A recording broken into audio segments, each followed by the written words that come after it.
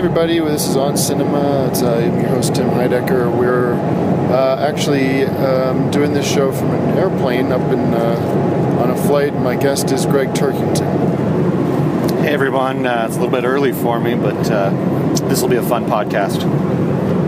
So if you're not familiar with recently flying planes, you have the option to watch some different movies.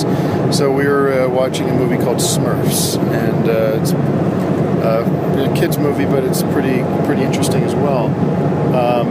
What did you think of this movie so far, Greg? Well, we've only got 5 minutes left in the movie, so we don't know how it ends, but it doesn't really matter with something like this. It's a popcorn movie, it's a lot of fun, and sort of an instant classic, not just for kids, but for the parents of the kids, too. I think this is something that the whole family can enjoy, and I certainly did.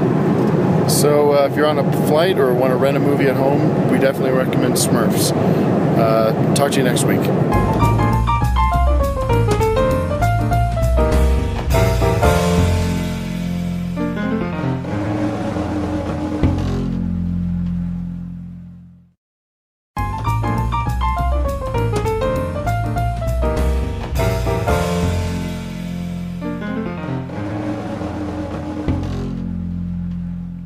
Good morning, good afternoon, good evening, depending on when you're listening. This is Tim Heidecker.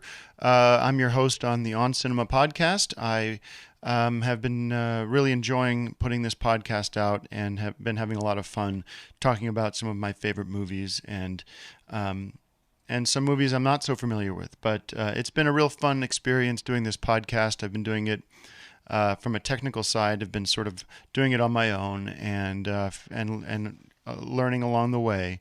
So thank you for bearing with me. And I thought what we could do, because we are here in the summer, and I hope everyone's having a great summer, by the way. I'm having a great summer. And we're going to be taking a few weeks off, probably about 6 weeks off, and just taking a break. I'm going to be traveling, and some of my guests, I know Greg Turkington is going to be traveling, and I'm sure some other people are very busy as well. So we're going to, as they say, go on a little hiatus here and come back in September. So what I thought we could do is listen back and remember some of the earliest episodes of On Cinema. And this is stuff, if you haven't listened to the early episodes, it's kind of fun to look back and remember where it all started from.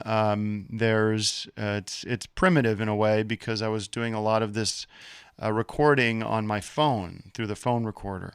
So the quality isn't as good, but you can really hear sort of the beginning of where it came from. And of course, we've graduated up into working in my home studio, and a lot of the voiceover classes that I've taken have really sort of paid off, because you can hear my voice how new I am at the whole experience. So sit back, take a listen, stroll down memory lane, if you will, and check out one of a few of our favorite early episodes. And again, have a great summer.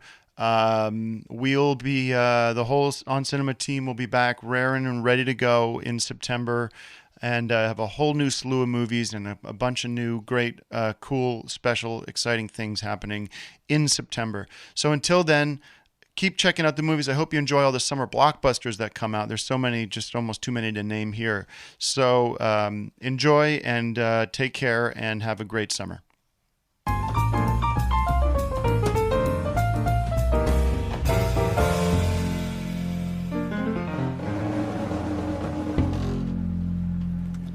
Hey, welcome back. We're talking On Cinema. I'm Tim Heidecker, your host. We are talking and celebrating the 20th anniversary of Ghostbusters. With me is film buff Greg Turkington. Greg, thanks for being on the show.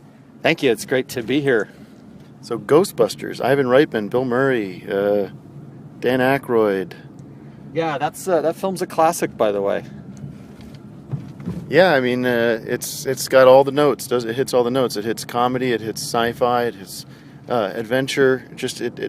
It's a landmark film. It's one of the great films of the '80s in terms of comedies.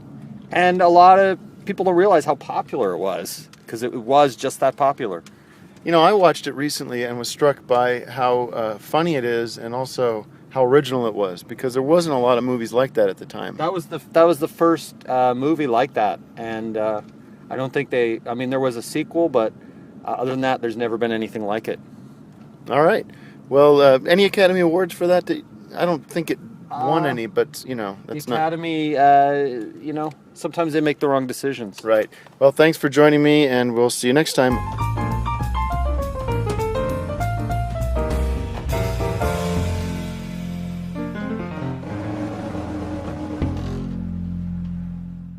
Hey everybody, this is Tim Heidecker, and we are once again here for the On Cinema podcast. It's a podcast where we talk about movies and our favorite movies, and I'm joined by my special guest. Greg Turkington is a film buff. Yeah, so, that's funny. Welcome, Greg. Thanks. Well, as always, it's great to be here. I always look forward to this all week long, and really proud of the work you've done with this podcast in getting it around and in keeping it commercial free. Yes, well, that's important. Although we'd all like to be making a ton of money, I think, this is just a passion project for us. It's a labor of love. Anyways, our movie today is Carlito's Way, starring Al Pacino and directed by Brian De Palma. Greg, have you had a chance to see this movie? I've seen most films. I consider myself kind of a minor league expert in cinema. That's one that somehow slipped through the cracks. Oh. It was not a big picture. It was one that didn't play in the theaters very long, not readily available. Okay, well, I thought I'd let you know we were talking about Carlito's Way, but let me tell you a little Not bit. on DVD. Okay, I think it So is. I have a VHS player too, not available. I've looked for it. I mean, it's a great film. People love it, but sometimes the Well, let me studios, tell you about that. You should get people to send petitions to Right. Paramount Pictures to get these things released. Listen, a 'cause lot it's of about people preserving film. Well, yes, I'm pretty sure we can get a hold of it if you look hard enough. But a lot of people make the mistake of thinking that Carlito's Way is a sequel to what the hell? Cutter's Way. No, the Pacino movie from the '80s with De Palma. The women, the Scent of a Woman. No, Scarface. Scarface. Okay. But it's not. It's actually just a similar story, almost as if that character was older. But I liked it. It's very violent. It has a lot of racy scenes in it. Sean Penn is actually very good in it, playing a very devious character. And so, good luck finding it, though. I mean, that's one that you just don't see. Okay. It's just not around. If you're looking for a movie to watch this week, go try to get a copy of Carlito's Way. Yes, try to get a copy of Carlito's Way and watch it with your. Definitely don't watch it with kids. I've been looking for that movie for years. Definitely can get hold of Carlito's Way. So thank you very much, and we will see you next week on In Cinema. Thanks for listening. Visit. Okay, you don't need to say that. Thank you.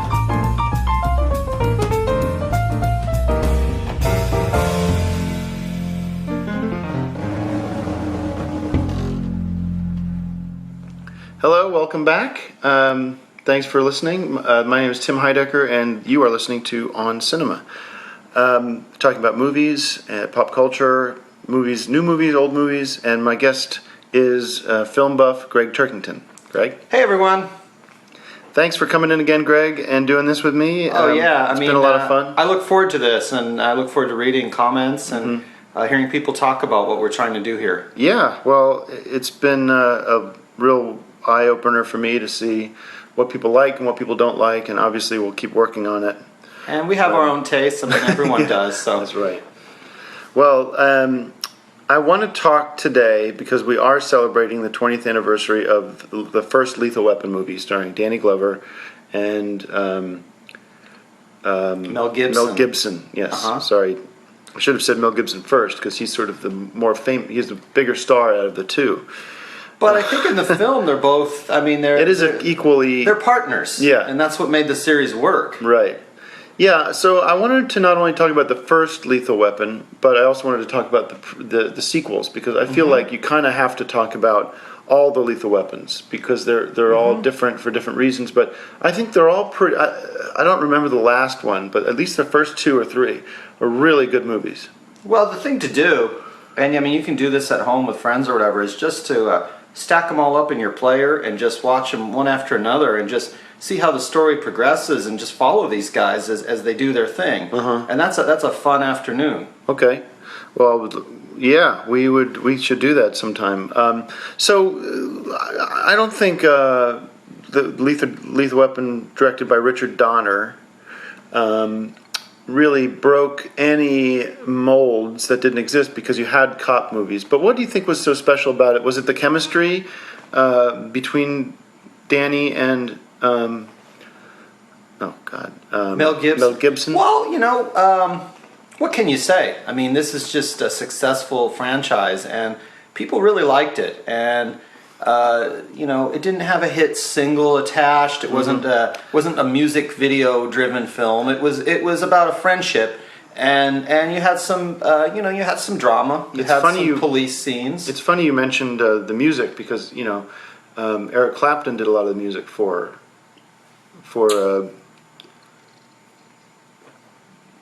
Lethal Weapon. I'd have to check on that. I mean, he did. He did. Yeah, if you remember, there's a lot of blues. Well, he's music great. in it, He's great. Anyways, so if you haven't seen Lethal Weapon, and don't just watch one. I mean, you really owe it to yourself to watch them all, and in order. Definitely. So check it out. It's on TV all the time, but I know. It's on Netflix, or you can Blu-ray rent it now. Do you have the Blu-ray? I don't have one either. I don't have a Blu-ray. Edit that. Blu-ray player. Yeah, but they're out there. Best Buy is a place where people get them, and you probably pick up some of the films there. There may be a box set with all the Lethal Weapon. Right. Together. Well, I don't want to officially say that, because I don't know if there is. Well, I said there may be. Yeah. So yeah. But and also the famous artwork from the cover is very. Also, I just want to mention that the poster is very with Danny Glover and Mel Gibson on the cover. Oh, with a gun. I don't want to get. If you're a real film buff like I am, you'll go on eBay and you'll buy the poster, you'll buy the T-shirt, you'll buy the stills from the movie. I don't want to get hung up on the poster, but one last thought on Lethal Weapon, the series, is Joe Pesci. We got to give him credit. Yeah, for making a big. When you just, because all you can't just go, Joe Pesci. All props to Joe Pesci. So we love Joe Pesci. Joe, if you ever want to call in or do the show, and let us know. We might do a whole Joe Pesci retrospective on this show. We'll just have to see. Yeah. All right. Promise it. So see you guys. Maybe even a Martin Scorsese retrospective. We'll see. No promises. But thanks for listening, guys. All right. Have a great one, and we'll see you soon. See ya.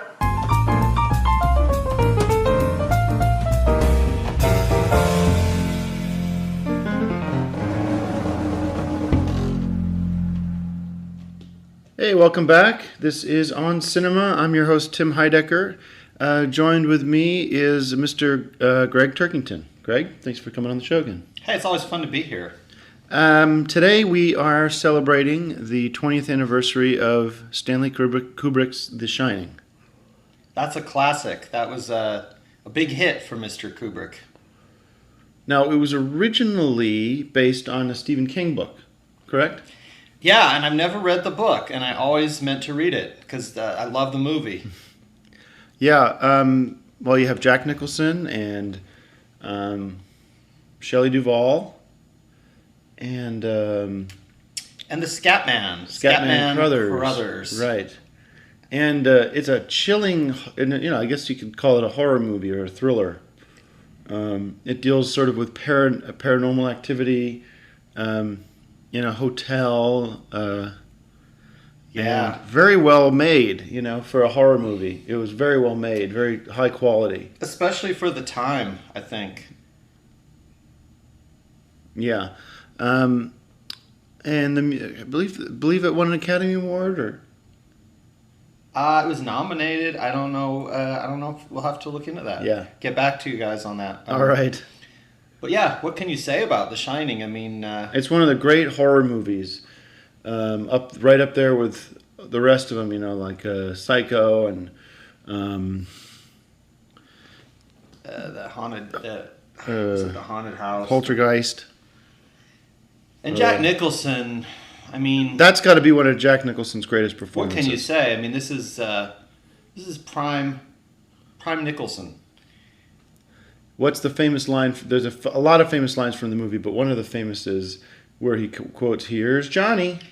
And of course, Johnny Carson at the time was also very It was popular. at the height of his success. And, be interesting to know if they went on the show to promote this movie. All right. Well, thanks for talking to me about Stanley Kubrick's The Shining, and we'll talk to you next time. Thanks.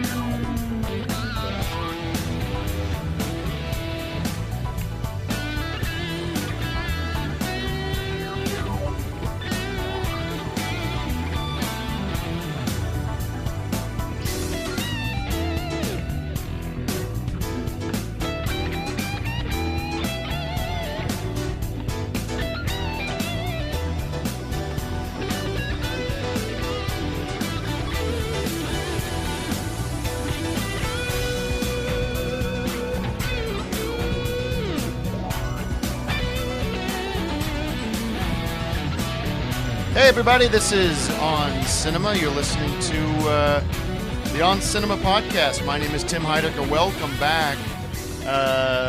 Hope everybody had a great summer. I know I did, but it is great to be back doing this show. A lot's happened. Had a great summer.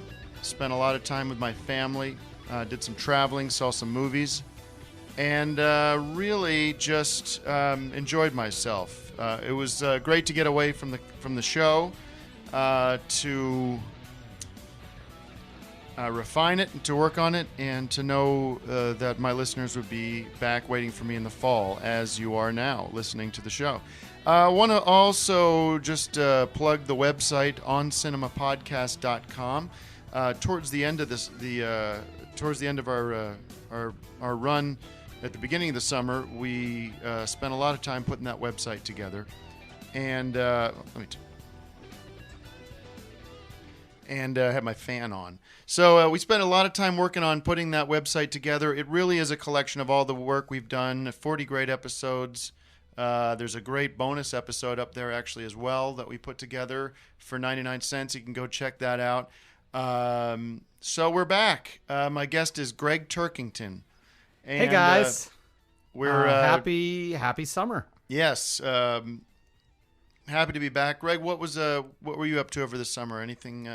Yes, actually, I was teaching a class on film appreciation at the La Habra Community Center, and it was a lot of fun. And teaching to seniors and kids and just anyone that wanted to sort of learn the history of cinema, and it was a great time. I hope to be doing more teaching in the future. Excellent. Cool.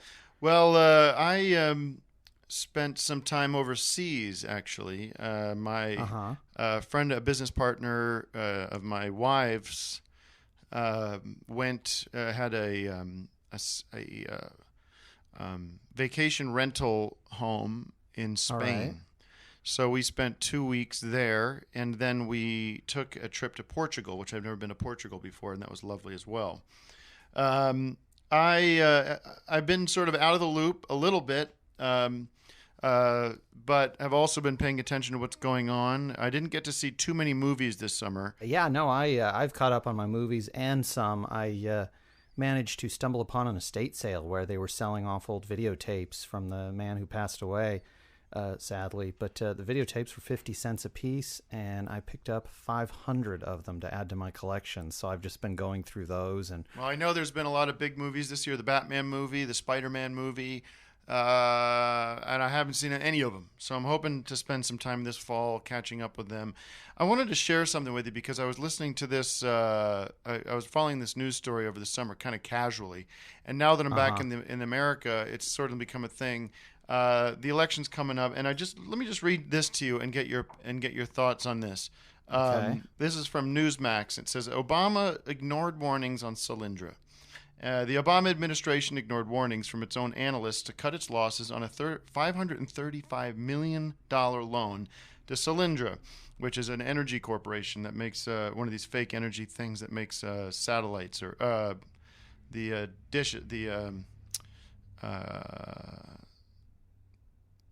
like the dish satellite TV. No, the shows a lot of for old power movies. for sun. Oh, okay. I thought you meant the sunroofs, movies sunroofs. showing movies on satellite pay-per-view and that type of thing, which No, is great if you have it. No, it's it just escapes me right now. The sunblock or the sunroofs for energy to try to get energy, which doesn't work. The loan to Solyndra and instead restructured the deal, leading to bigger costs to taxpayers when the solar panel, there it is, Baker went bankrupt, and that's so. I don't know if you've been following this story, folks. No, but, I haven't. This is unbelievable. What you have here is the President of the United States and his underlings, his brown shirts, basically lending money to friends of his, and then they lose the money, and then they don't have to pay that money back. It's almost as if you had loaned money to a friend, and that friend was in charge of the bank, and then your friend said, I don't have the money anymore, and the guy that ran the bank said, well, that's fine, because we'll just write it off, and the taxpayers will pay for it. So this is a documentary that we're talking about? No. We'll get to the movie. Today's movie is Dirty Harry, and we'll get to that in a minute. But I just wanted to share that with you, how outraged I am. And I'm not one of these guys that is nuts about Romney, but what are you going to do? I mean, he's going to be our guy. Well, that's what and we'll movies get are behind him. for, is to sort of forget our problems and stop thinking about stuff like this and just sit back. Well, let's listen to this, because I think before we get to Dirty Harry, let me just play this clip. I love this. Good morning. 2 years ago, President Obama was here to tout this building and this business. This is Romney speaking in front of Solyndra. I love this clip. Well, you can see that it's a symbol of something very different today. It's a symbol not of success, but of failure. It's also a symbol of a serious conflict of interest. Yeah. An independent inspector general looked at this investment and concluded that the administration had steered money to friends and family, to campaign contributors. This building, this $500 million taxpayer investment, represents a serious conflict of interest on the part of the president and his team. So there you have it. That's Mitt Romney. Actually, this was from a few months ago, but speaking in front of Solyndra, making a very powerful statement. And if he keeps going along this road, I honestly think it's going to start setting in with the voters, and people are going to come to wake up from their dream that this Obama character knew what he was doing in the first place. And we'll get some, at least, we won't get everything we want, but we'll get some semblance of maturity and responsibility in the White House. Anyway, that's enough of that rant. Please, yeah. I don't know anything about that, but I do know that Dirty Harry is the movie today. That's and right, it's Dirty one Harry. of my favorites. The whole series, in fact, is Well, let's an talk about excellent Dirty series. Harry, starring Arnold's Clint Eastwood. Clint Eastwood from the Dirty Harry movies. This was his first Dirty Harry, and the best, I think. He plays a renegade cop who wants justice delivered on the streets, and he gets it. And he doesn't play by the rules, by the way. So it's kind of interesting that what we're talking about with Solyndra and everything, that we see this great example from 70s movies.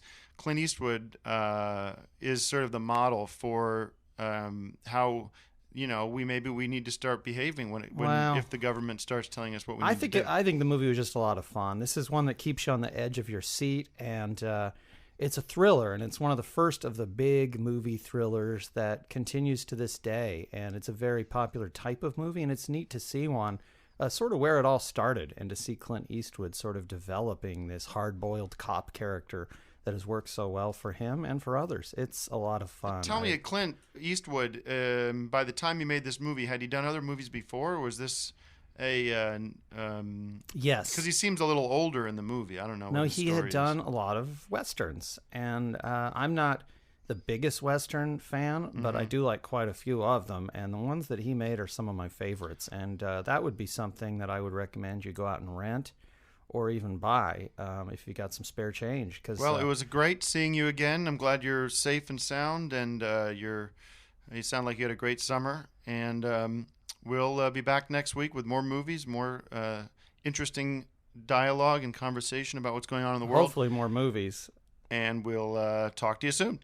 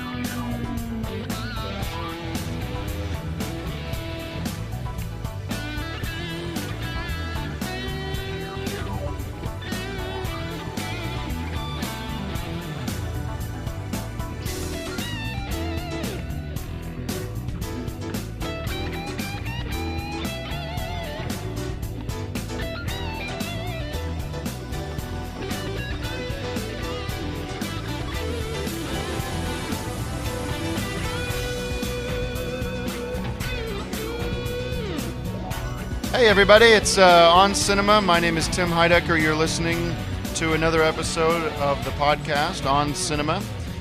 Coming to you from the garage, just having a great time doing this podcast for you guys. It's also available on OnCinemaPodcast.com. You can jump on Facebook, follow us on Facebook there, but definitely check out the website. And just getting back in the swing of things. I mean, taking that summer off, really, I have to admit, it's taken me a while to get back into the groove of doing this sort of thing every week. Obviously, we got some new theme music, which I didn't even get to mention last time because I've been so busy and I didn't want to detract from the show. But I've been getting a lot of compliments and people are loving the new sound, and it's fun to shake things up and to see where things land. Guest is Greg Turkington, a special guest, film buff. Hey guys. I guess film professor, according to last week. Apparently Greg's doing some kind of just teaching a little teaching class. Classes Yeah, this summer. He's still doing that this fall, or is this? Well, I mean, it's sort of a summer series they have in La Habra at the community center, and doesn't continue through to the fall, but maybe next year. And if anyone is in the area, come and be part of the class. It's a free class. It's Monday nights at 6:30 p.m. It's a 4-week series, and I just talk about cinema and show clips and educate people about the history of cinema. And we've got students that were as young as 7 all the way up to a guy who was 88 years of age. So it was a very interesting class to teach. Yeah, my question this week, sort of, which I'll just throw out, is... Sorry about that. My question this week is what happened to America's foreign policy? What happened to the idea that we are a shining beacon on the hill and nobody should mess with us if they know what's coming to them? I'm so sick of, whoever it is telling me and telling that we shouldn't be proud of who we are. I don't think anyone's telling you that. What they're telling you is let's have more cinema talk. And So I'm going to agree with that because well, let me jump. that's what Let the me just. podcast is I want to about, get. I want answers to this question, and I think the way to get to answers to this question is to ask some more questions. Before I do that, though, I want to say that because of some of the reactions this week, I have turned over a very important part of this show's duties temporarily. Because we are in the election season and I do not have time to focus on some of the more particular, some of the smaller issues with the show, I've delegated the responsibility of choosing the movie we discuss this week, maybe next week, to my guest. So why don't we get through that? Let's get get through with get that. to the meat of the show. And then I can go back to these questions. So, Greg, what is the movie this week? Well, this week, it's one of my personal favorites, and if you are a video collector, you might stumble across this movie. They printed up quite a few copies, and it does turn up. The movie is Love at First Bite, and it is a parody from 1979 of the Dracula series, and it stars George Hamilton as Vladimir Dracula, and he's sensational in this movie. It is funny. And a lot of fun for kids of all ages. And by that, I mean, even if you're an adult, you may find yourself giggling like a child because it's a very, very funny movie. And it also stars the late Sherman Hemsley, who died recently, George Jefferson, in a rare movie appearance. Love at First Bite. I recommend it highly. All right. Well, I'll have to take a look at that. Artie Johnson is also in it from the old Laugh-In, and he's very, very funny. And Richard Benjamin as Van Helsing. And if you've seen the Van Helsing movie, this is a very different take on that. It's sort of a comedic take, and it really works. All right. Well, thanks for that, Greg, and we'll put that up on the site as a movie that you recommend. I haven't seen it, so I can't really comment. I think you'd really like it if you like comedies and parodies and that type of thing. This was before Airplane, and which is another great comedy series. Okay. Well, let me play this clip, and then we can talk about it. Is this a clip from the movie? No, this is a clip from Romney on Hannity, and he's talking about foreign policy. And tonight, Hannity is coming to you live from the Wynn Las Vegas Casino and Resort right here on the Vegas Strip. Thanks for being with us. My guest at this time is the man who now has the endorsement of Donald Trump, who you just heard from. And we continue with presidential candidate, former governor of Massachusetts, Mitt Romney. Governor, so this is from a few months ago, but I think what he says about foreign policy is right on the focused on the economy, right on the dot. So I'll let him so many speak. people suffering, but while this is happening, the Iranians are plotting assassinations on American soil. They're threatening to shut off the oil. I love how Sean sets him up for this too. He completely puts him in a corner, but Romney's great about getting out of it. Enjoy it. Also pursuing nuclear weapons.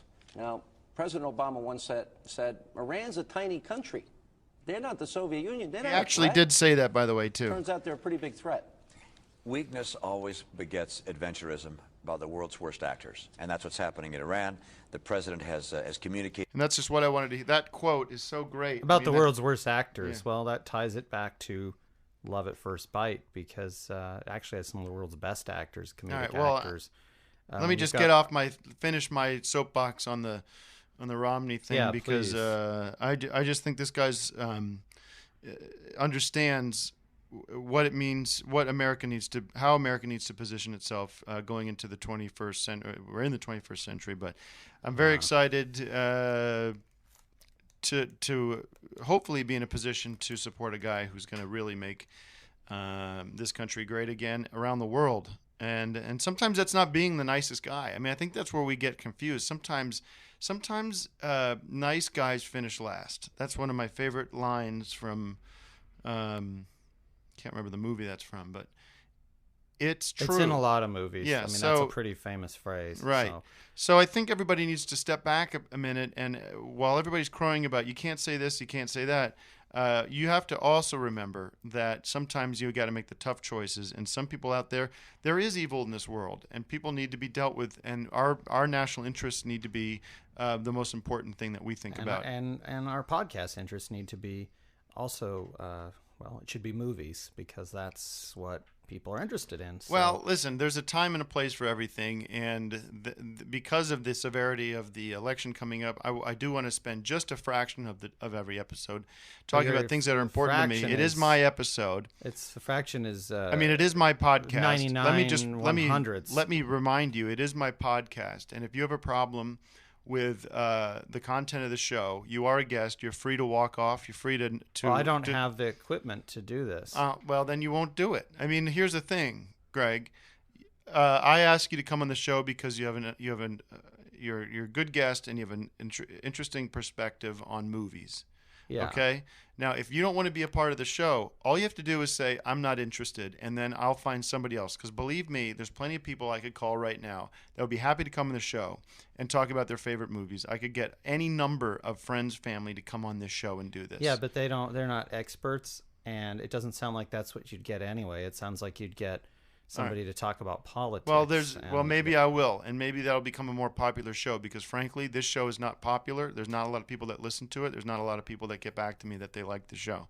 So well, I have the opposite reaction. I get lots of people on Twitter and on Facebook who get in touch and say how much they love our insights into popular cinema, old and new. Okay, well, we're looking at two different sites how much there. They like and the whatever old, your the old theme song, and not so much the new theme song. Well, yeah, but whatever your perception of popular is not the same as mine, because what I'm seeing is not worth doing this. So all I'm trying to say is these are the choices that I'm making as the guy that runs the show. And if you don't want to be a part of that, that will sadden me, and I'd feel bad about it. Well, you could start a different podcast, because this one's supposed to be about movies. And it is about movies. Hold on. We talked about your movie, the stupid fucking vampire shit that nobody wants to see. And first of all, I give you a choice to pick a movie, and all you've been crowing about for the past year is how we don't do the Pink Panther movie or your James Bond movies. Why not do one of those? That's what I don't get. So you had an opportunity, and maybe you'll redeem yourself next week. I don't imagine you will. I think what you did was set yourself up for failure because you don't want to do this anymore. So if that's the case, then I'm not even going to call you next week. Well, you're not going to have anyone listening to this podcast if this is the way it's going, because people like to get some sort of opinions about movies and have fun with it, and this isn't fun at all, and we're not talking about movies. All right. Well, here's what I'll give you. This podcast isn't a democracy. It's ruled by one guy, and that's me, and that's been clear from the beginning.